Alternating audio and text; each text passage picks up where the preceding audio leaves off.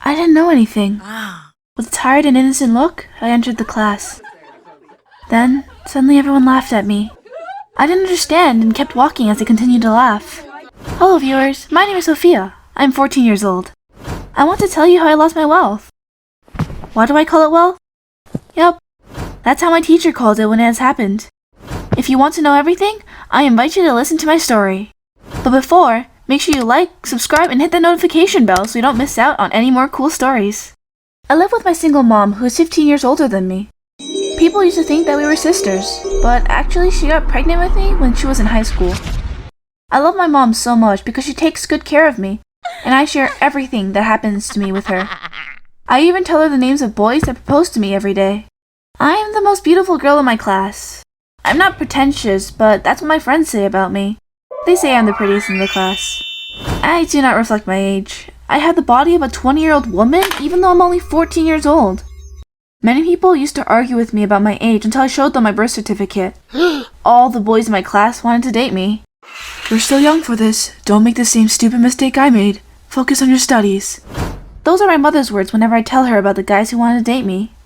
There is one issue that I have failed to tell her, because it might affect my education, since I have no evidence or witness.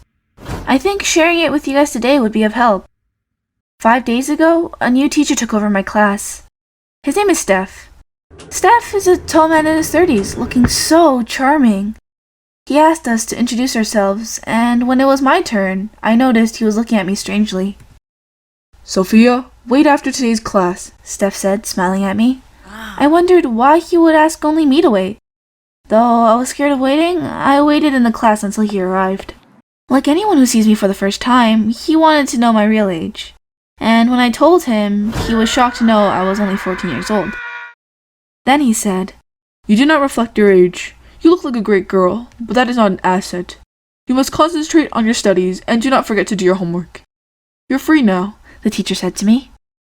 The next day, I arrived at school and he collected my books for some minutes, wrote some things, and returned it. I opened the book and I read silently. Wait for me today again. Why will I wait today again, I thought, as I felt threatened by Steph. I was scared of getting punished by him, so I decided to wait after class. I sat on the front desk beside the entrance, prepared to escape if he tried to do something wrong to me. I didn't believe that you would wait for me, he said, and asked me how my mother was. I answered, She's fine. Did you know her? He replied, No, but I imagine you have inherited everything from her, and I would be happy to meet her one day. You're free now. That's all? I asked him. He said, Yes, that's all. Goodbye. I quickly fled, leaving my bag in the classroom. When I left, I said to myself, Is this a joke? He told me to wait for him just to know how my mother was doing? Does he know my mother? Why would he do that? On getting home, my mom noticed that I didn't have my bag immediately as I entered my room. Sophia, what happened, and where's your school bag? She asked. I thought it was high time I told Mom about Steph, but I was still scared of the reaction I might get from her. It tore while doing sports in school today, and Amy, my classmate, borrowed my bag. I lied as I tirelessly headed to my room. I knew that Mom wouldn't believe that lie, but I just had to say something to get into my room. A few minutes later, my mom walked into my room and found me lying on the bed. Baby, what exactly happened to you? She said as she rubbed my long hair.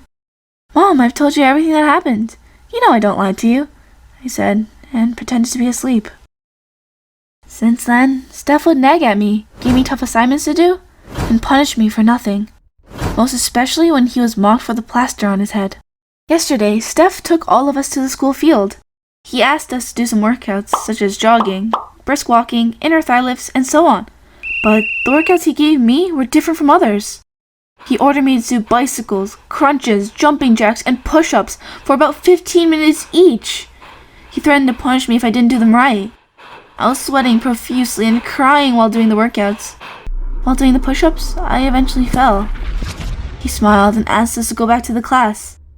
I was too weak to work, and I happened to be the last person to get back into the class. Suddenly, I could hear my friends laughing. What's on your skirt?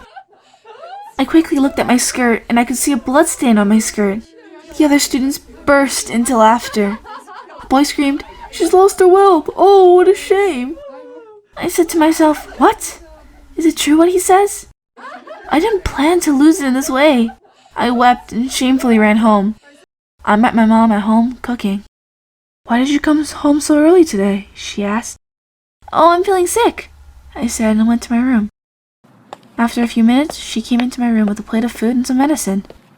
I stared at her for many minutes. "I hope everything is fine now?" she asked, as she noticed me looking at her. "Yes, Mom." I gave her a fake smile. "I need to be sincere with you. I feel ashamed to go back to school again. My mom has been asking me why I'm still at home, but I'm scared that she may end up following me to school or calling my school principal. I don't know how to tell my mom that I have lost my wealth. I think I have let her down, and I wish to report Steph to her, but I'm still scared. What do you think I can do? Please help me out by giving me your words of advice. Thanks."